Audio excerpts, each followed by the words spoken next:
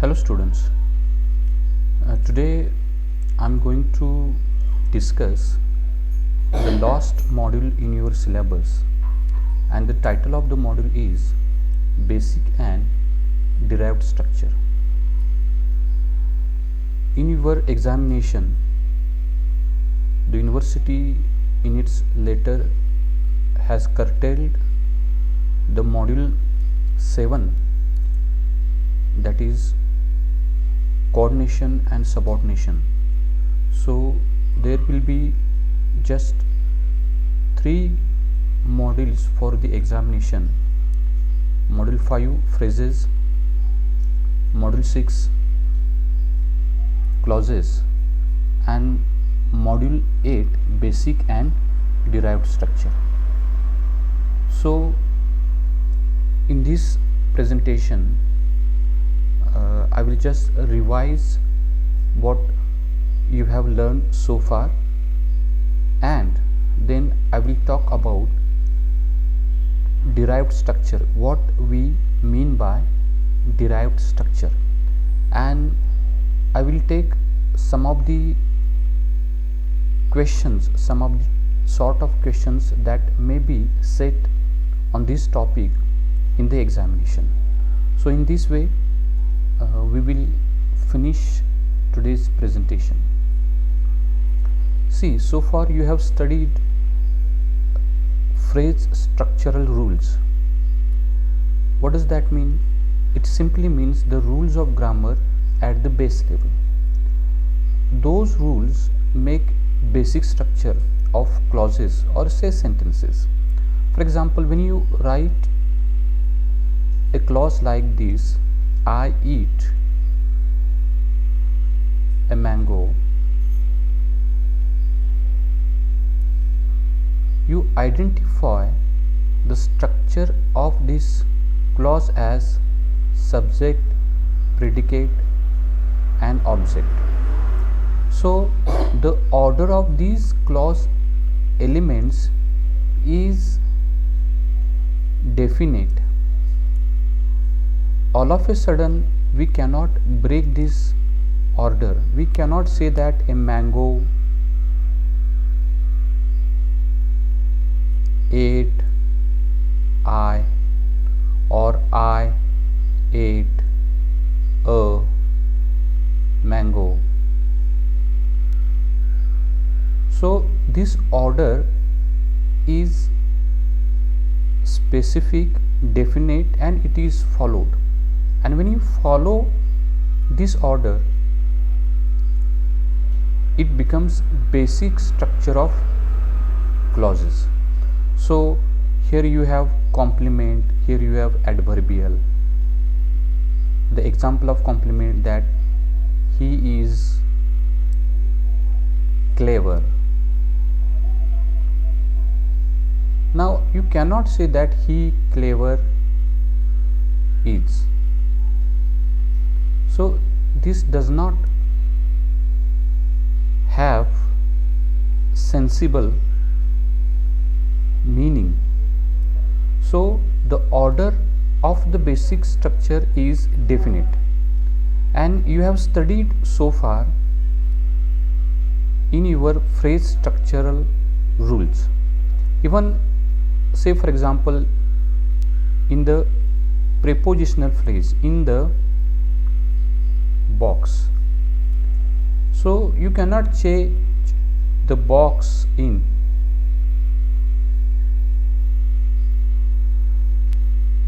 So what these all example show is that you follow certain order, certain rule of grammar in order to make phrases and clauses, and out of these rules we make basic pattern of clauses or say sentences. Now the question is that then what is derived structure? Now when you break the order of SPO complement, adverbial, and still make grammatically accepted structures of the sentences, then it becomes derived structure. So these rules that allow these changes, allow this transformation, are called transformational rules. So here you see the definition of transformational rules: rules to get unusual sentences, structures, and that make derived structures. So for example, often you have heard to say that I love chocolate. This is perfectly expected, grammatically accepted order: subject plus predicate and object. But you can change this clause into in the following way: chocolate, I love. So you see that object is brought in front, then there is a subject and predicate. So the order is changed and this is accepted. So these type of structures of the clauses or sentences are called derived structure. And simply it means, derived structure means going away from normal declarative clauses. In a simple way, there are many types of derived structures. So inversion is there, fronting is there, passivization is there, subject raising is there. You make certain derived structure for the style and it is called style transformation, negation, interrogation, exclamation, etc. So all things are there that we are going to see, learn one by one. So let's first learn fronting. Now what does that mean? It simply means bringing the element, say object, complement, adverbial, in the front position of a clause. Like this, that he hates smoking. Now this, if you see, the order of this clause is subject, predicate and object, but you want to put emphasis on smoking, that you want to say that smoking he hates. You reverse or you change the order and make a clause like this: smoking he hates. This clause focuses smoking as an act which that person hates.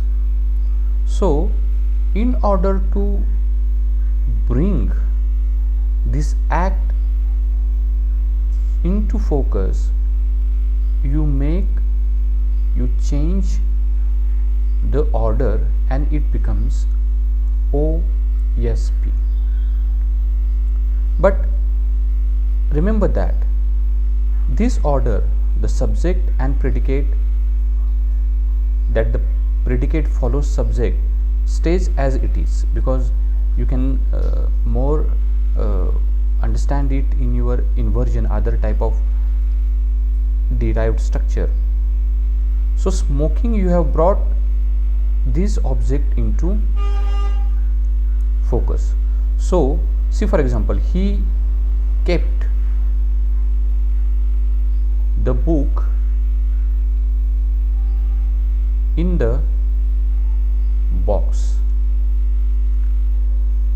Now you want to bring this in the box prepositional phrase into focus. So here it is adverbial. So you can say that in the box he kept the book. So this transformation is called fronting, bringing object, complement or adverbial in front in order to put emphasis. This is perfectly grammatically acceptable, and it is one of the major derived structure that is studied. So there are certain questions I have put on this screen, and they are related with the fronting. So you can easily find out the answer once you understand the questions. Now for example, identify the type of derived structure used in this sentence. Maths I just hate. It's very easy, because maths, if you make it a normal sentence, it becomes I just hate maths. So maths as an object is brought in front. So try to find out whether fronting is given in the option, because this is example of fronting.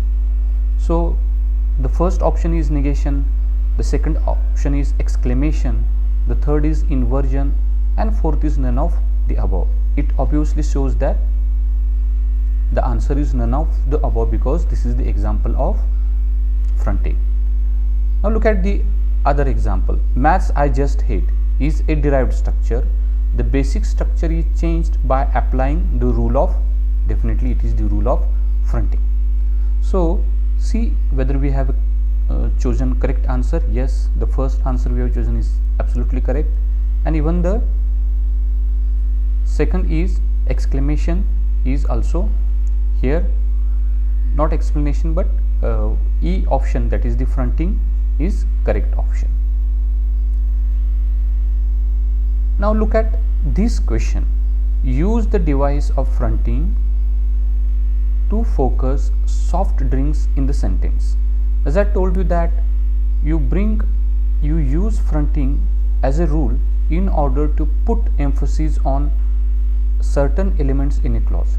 So this is a normal structure. He loves soft drinks. Now you have to focus this object, because this is subject, this is predicate, and this whole phrase is object.